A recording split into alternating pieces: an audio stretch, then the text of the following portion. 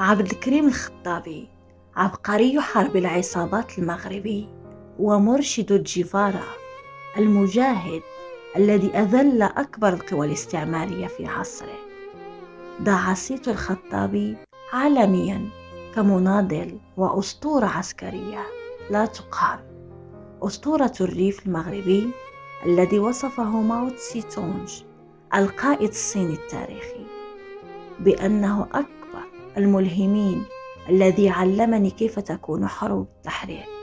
إذا من هو عبد الكريم الخطابي؟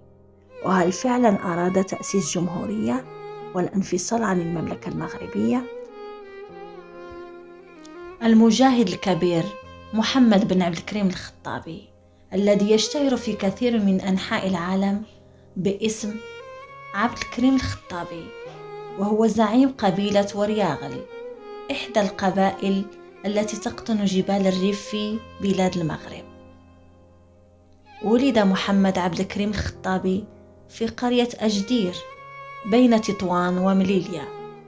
حفظ القرآن وتلقى مبادئ العلوم الدينية واللغة العربية في صغره، ثم أرسله والده إلى مدينة فاس ليكمل تعليمه العالي في القرويين، فتخرج فيها، ثم عمل فترة في التدريس، ثم انتقل إلى القضاء فاشتهر بالعدل والاستقامة. وكان الخطابي في 30 من عمره عندما وقع السلطان عبد الحفيظ سلطان المغرب آنذاك اتفاقية مع فرنسا وضع فيها بلاده تحت الوصاية الفرنسية، ثم تنازل بعدها عن الحكم لأخيه السلطان يوسف.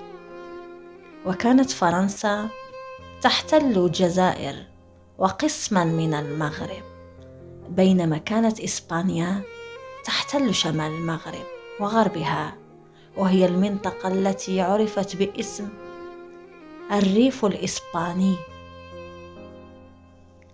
ومنذ الأيام الأولى للاحتلال الإسباني بدأت بذور الثورة في الظهور ضدهم، ثم ازدادت بمرور الأيام. وفي سنة 1911 وقع حادث بين بعض العمال الإسبان ونفر من المغاربة أدى إلى مقتل 6 من العمال الإسبان، فاتخذت إسبانيا من الحادث حجة وذريعة لاحتلال بعض المناطق في الريف ومنها مدينة تطوان. ثم هدأت الأحوال في فترة الحرب العالمية الأولى، ولكن إسبانيا عادت بعد انتهاء الحرب إلى ممارسة الضغوط على القبائل الساكنة في منطقة الريف لزيادة نفوذها ولاحتلال المزيد من الأراضي البعيدة عن سيطرتها. فأعلن والد محمد عبد الكريم الخطابي الحرب ضدهم، لكنه توفي سنة 1920، فاختار المجاهدون ابنه محمد بن عبد الكريم الخطابي قائدا لهم، فحمل راية الجهاد وعمل على تنظيم قواته ومدها بالسلاح والذخيرة، وكان يستولي على كثير منها من الجيش الإسباني الذي دارت بينه وبين جيش الريف بقيادة محمد عبد الكريم الخطابي معارك عديدة. ومن أشهر تلك المعارك معركة أنوال، وهي مدينة احتلها الجيش الإسباني وفيها حامية كبيرة يصل عدد جنودها إلى 25,000 جندي، فقام الخطابي بمهاجمتها بجيشه الذي لا يزيد عدد جنوده على 1000 جندي. وكان الهجوم مباغتا وسريعا، فاستطاع الخطابي استرجاع المدينة، وهزيمة الجيش الإسباني فيها شر هزيمة بعد أن قتل الكثير وأسر أغلب المدافعين عنها. وكانت لهزائم الجيش الإسباني أثر كبير على الوضع السياسي في إسبانيا، فوقع فيها انقلاب عسكري سنة 1923 أدى إلى تغيير الحكم فيها، ولكن الحكم الجديد ضل على احتلاله للمغرب، فعاد الخطابي إلى مواصلة الجهاد ضد الجيش الإسباني، واستطاع إلحاق عدد من الهزائم بذلك الجيش الذي يمثل إحدى الدول الكبرى في ذلك الوقت. فاسترجع مدينة شفشاون، وكاد أن يسترجع مدينة تطوان، فداع صيته وانضمت إليه أفواج من المجاهدين من أبناء القبائل المغربية وغيرها، واستطاع أن يؤسس مقاومة الريف، ولكنه لم يعلن انفصال عن سلطان المغرب. وكانت فرنسا التي تحتل جزءا من المغرب تراقب الموقف بحذر شديد، وخشيت من انتشار الثورة في جميع أنحاء المغرب، فأخذت في التحرش بالخطابي عن طريق إثارة بعض المعارضين له وإمدادهم بالمال والسلاح لإثارة الفتن والاضطرابات.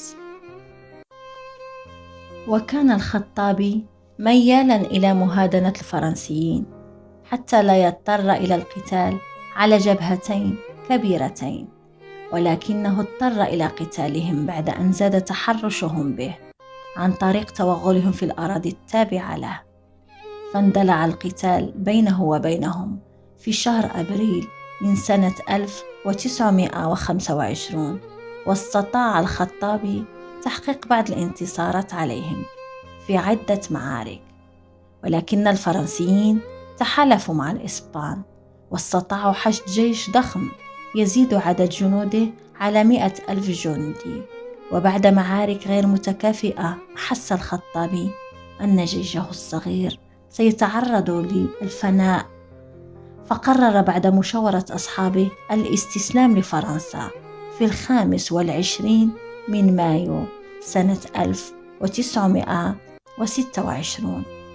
وكانت فرنسا قد وعدته بإطلاقه والعفو عنه، لكنها لم تف بهذا الوعد كالعادة، فنفته مع أخيه وبعض أفراد عائلته إلى جزيرة في الساحل إفريقيا الشرقي. وظل محمد عبد الكريم الخطابي مقيما في تلك الجزيرة حتى سنة 1947، حين رأت فرنسا نقله إلى باريس للإقامة فيها. ولما وصلت الباخرة التي تنقله إلى ميناء بورسعيد، قامت مجموعة من أهل المغرب بمساعدته على الهرب، فلجأ إلى القاهرة، فمنح حق اللجوء السياسي، وظل في القاهرة يعمل مع لجنة المغرب العربي.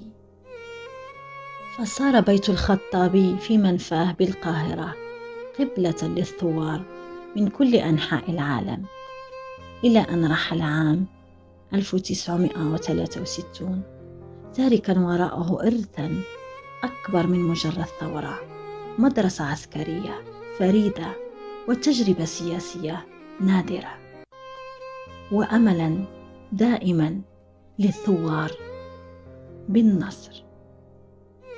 تحياتي لكم.